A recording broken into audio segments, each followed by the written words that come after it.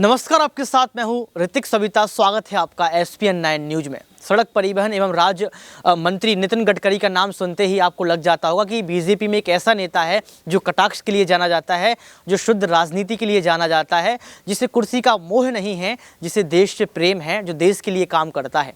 नितिन गडकरी वही नेता हैं जिन्होंने साफ तौर पर एक बयान दिया है कि नागपुर से चुनाव लड़ेंगे, लोकसभा चुनाव लड़ेंगे, 5 लाख वोटों से जीतेंगे। उन्होंने साफ तौर पर कहा है, ना ही पोस्टर लगाएंगे, ना ही पोस्टर लगने देंगे, ना चाय पिलाएंगे और ना ही चाय पीने देंगे। उन्होंने साफ तौर पर कहा कि विज्ञापन की राजनीति क्यों, आखिर क्यों विज्ञापन लगाएं जब आपका काम बोलता है तो विज्ञापन क्या बोलेगा। उन्होंने साफ तौर पर एक इंटरव्यू में ये सिद्ध कर दिया कि अगर देश का प्रधानमंत्री चाहे, अगर देश का कोई राजनेता चाहे, विपक्ष का कोई नेता चाहे, यानी कि भारत के लोकतंत्र में राजनीति के हिस्से से अगर कोई भी नेता ये चाहे कि बिना विज्ञापन की राजनीति करनी है तो उन्होंने कहा कि कर सकता है। क्यों? क्योंकि आप काम करिए, आप मुद्दों पर बात करिए, काम बोलता है ना कि विज्ञापन। ये बड़ी बात यहाँ पर नितिन गडकरी ने कह दी है और लगातार नितिन गडकरी एक के बाद एक सौगात देते हुए नजर आ रहे हैं। लेकिन सबसे बड़ी बात यह है कि लोकसभा चुनाव नजदीक है। अभी अभी हीराबा का निधन हुआ है।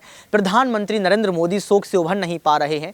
जहां राष्ट्रपति द्रौपदी मुर्मू, मायावती, अखिलेश यादव, राहुल गांधी, तमाम लोगों ने ट्वीट करके शोक जताया।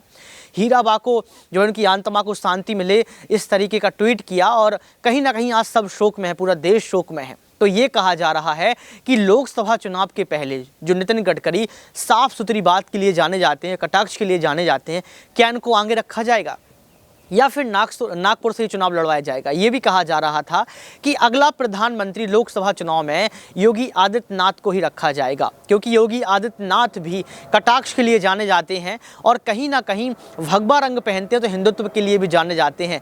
और सबसे बड़ी बात है कि प्रधानमंत्री की रेस में अगर आप आम जनता से पूछते हैं कि नरेंद्र मोदी के बाद अगला प्रधानमंत्री कौन, तो एक ही नाम मुँह से निकलता है, वो है योगी आदित्यनाथ का। लेकिन नितिन गडकरी जो पीछे नहीं हट रहे हैं, नितिन गडकरी जो लगातार बयान दे रहे हैं, क्या नितिन गडकरी को भारतीय जनता पार्टी आगे रखेगी?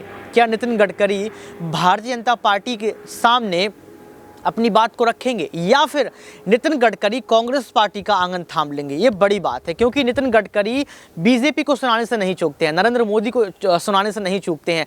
चाहे जेपी नड्डा हो, चाहे अमित शाह हो या फिर अमित शाह के पुत्र हो, कोई भी हो, अगर साफ सुथरी बात होगी, अगर फैक्ट होगा तो डायरेक्टली मुंह पर बयान दे देते हैं, ट्वीट कर देते हैं। लेकिन बड़ी बात ये निकल कर आ रही है कि नितिन गडकरी को अगर प्रधानमंत्री बनने का मौका नहीं मिला, ये नितिन गडकरी को अगर पार्टी आला कमान ने ऊपर नहीं रखा, तो क्या फिर कांग्रेस का आंगन थाम लेंगे? क्योंकि लगातार राजमार्ग मंत्री हैं, आपको पता है, सड़क परिवहन मंत्री हैं और लगातार सौगात दे रहे हैं, एक के बाद एक सौगात दे रहे हैं। वो कह रहे हैं कि आने वाले समय में आपको फ्लाइट नहीं दिखेंगे। उन्होंने कहा कि फ्लाइट की मात्रा मैं कम कर दूंगा, फ्लाइट में लोग कम जाएंगे, एक्सप्रेस वे पर ज़्यादा जाएंगे। और लोग हंस पड़े इस बात को लेकर। उन्होंने कहा कि फ्लाइट क्यों बंद करवाएंगे जी आप?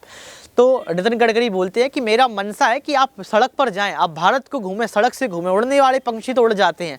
तो आप क्या सोचते हैं कि नितिन गडकरी का आगे का फैसला क्या होगा लोकसभा चुनाव को लेकर? आज की खास रिपोर्ट में सिर्फ इतना ही। देखते रहिए SPN9 न्यूज।